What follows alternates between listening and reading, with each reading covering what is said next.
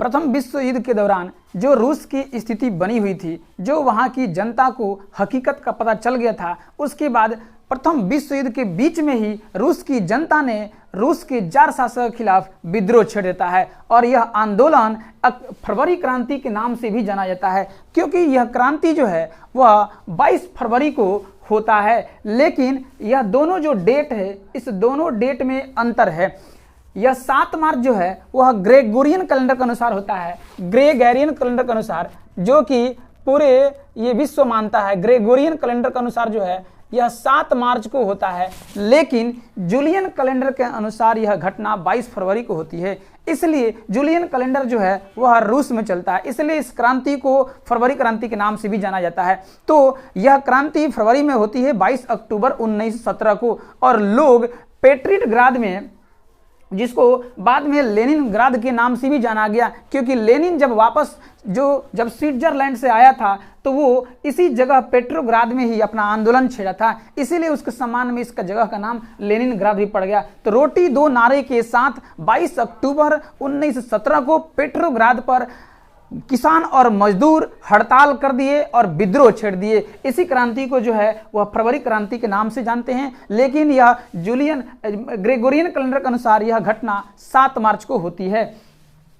8 मार्च को कपड़ा मिलों की जो महिला होती है वे भी विद्रोह कर देती है और कहती है। बाद में इसी महिलाओं के आंदोलन के सम्मान में संयुक्त राष्ट्र संघ के द्वारा अंतर्राष्ट्रीय महिला दिवस मनाने का भी घोषणा किया जाता है। गोली चलाने के आदेश की जहां तक बात करते हैं, जो पेट्रोग्राद में जो आंदोलन चलती है, इस आंदोलन में जब जार शासक गोली चलाने का आदेश देते हैं तो जार शासक की जो सेना थी वो सेना भी गोली चलाने से मना कर देती है और विद्रोह कर देती है, अर्थात वो अपने राजा के खिलाफ ही विद्रोह कर देती है। यहाँ तक कि जो जार शासक का जो सबसे विश्वस्त जो सैन्य टुकड़ी थी, जिसका नाम आप यहाँ देख सकते हो, थोड़ा सा विदेशी नाम है जो बहुत टेढ़ा नाम है, प्रायोब्रासेस्की रेजिमेंट, यह रेजिमेंट भी अपने सरकार के खिलाफ, अपने जार शासक के खिलाफ विद्रोह छेड़ देती है, जो कि सबसे विश्वस्त सैन्य टुकड़ी थी जार शासक का।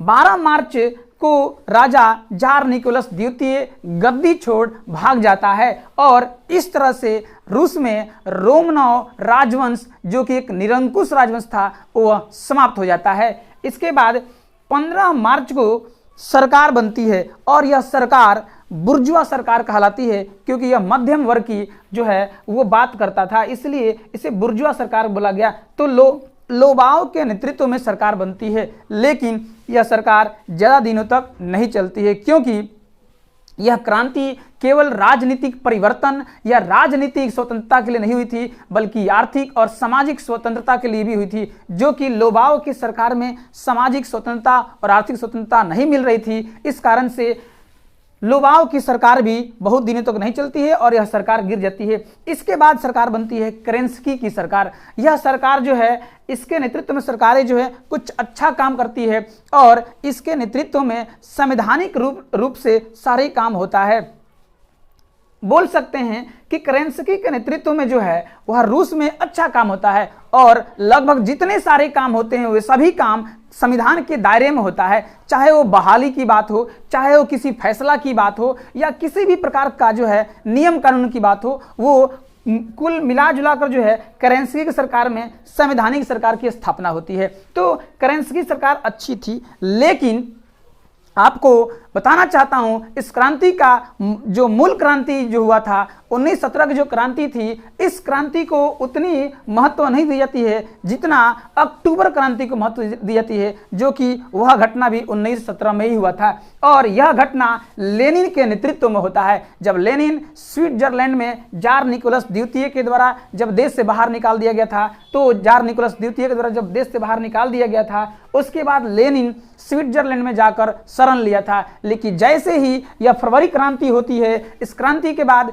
जो राजगद्दी छोड़कर जो जार निकोलस द्वितीय भाग जाता है, उसके बाद लेनिन पुनः वापस जर्मनी की सहायता से रूस में एंट्री करता है। और रूस में जब एंट्री करता है तो वह रूस के पेट्रोग्राद शहर में सबसे पहले आता है और वहीं पर यह अपना एक उद्घोषणा करता है और बोलता है कि रूसी क्रांति अभी पूर्ण नहीं हुआ है, मतलब कि केवल राजा को भगाना और राजा को भगाना और एक सरकार का स्थापना करना ही इस आंदोलन का, इस क्रांति का मांग नहीं था, बल्कि यह क्रांति अभी अधूरी है और यह क्रांति होनी चाहिए। और पेट्रोग्राद में ही लेनिन ने 3 नारा दिया, भूमि, शांति और रोटी। तो इन 3 नारों के साथ लेनिन फिर से केरेंस्की सरकार को हटाने के लिए, केरेंस्की सरकार को रिप्लेस करने के लिए, इसको विस्थापित करने के लिए फिर से जो है वो पेट्रोग्राद पर हमला कर देती है। कौन? लेनिन के नेतृत्व में।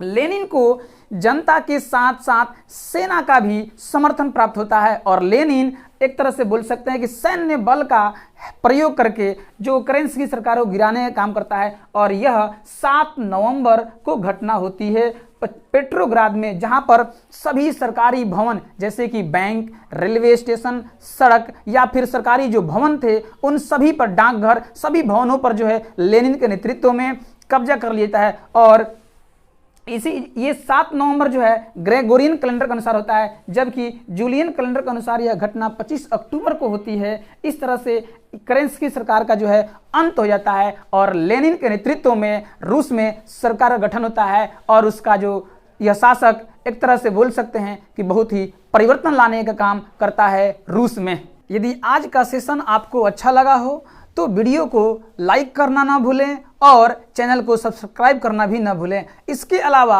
अपने दोस्तों के बीच शेयर भी करना ना भूलें। जय हिंद, धन्यवाद।